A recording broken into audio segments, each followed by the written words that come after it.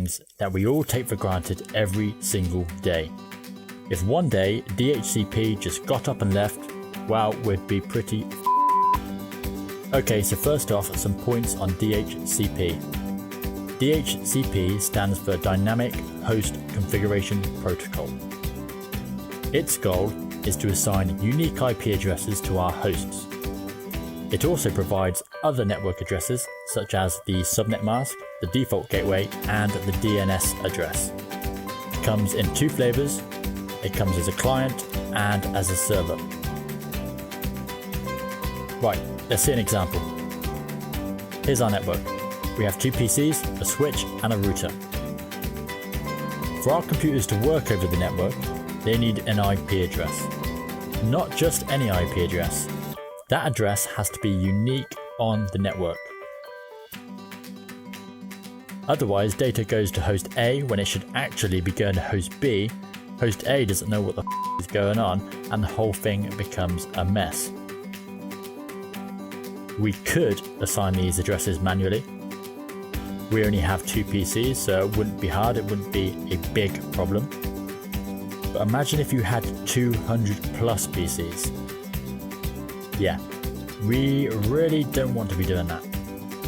So, how does DHCP sort this out? Each computer will run a DHCP client, and this will allow the computer to ask for an IP address. Somewhere on the network, there will be a DHCP server. This is where the IP addresses are managed. DHCP servers can be ran on routers or servers. At home, it's likely built into your router, but in an enterprise network, it's likely handled by a server. So when you turn your PC on, if it doesn't have an address, it looks for a DHCP server.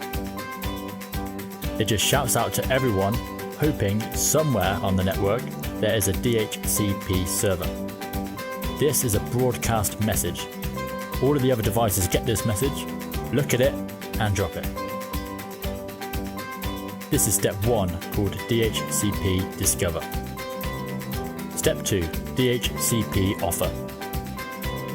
When the DHCP server gets the message, it says, "Cool bro, I've got some IP addresses, how about this one?"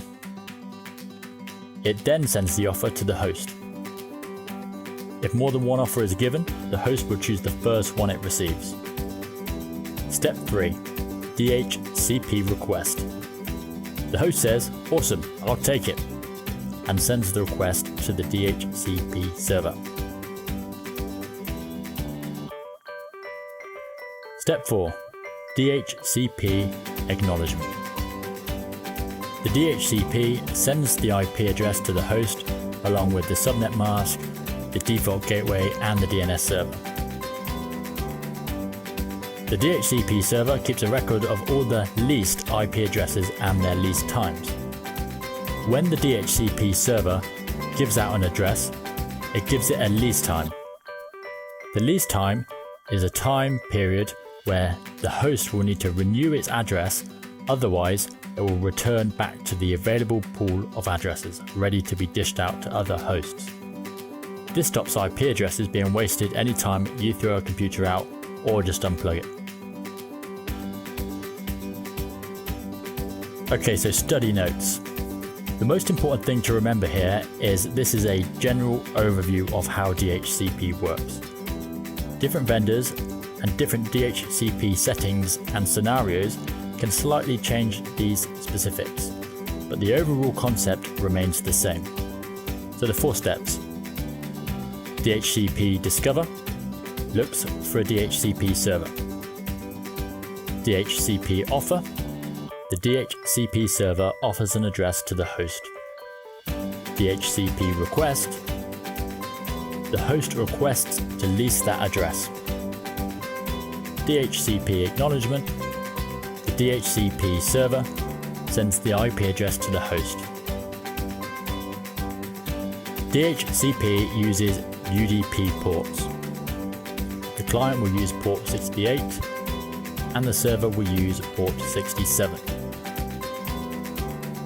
Again, life without DHCP isn't worth thinking about. Pretty much everyone uses it every single day without giving it a second thought.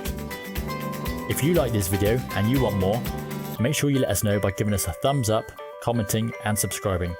We're not mind readers, so let us know. That's it for DHCP. Thank you for watching.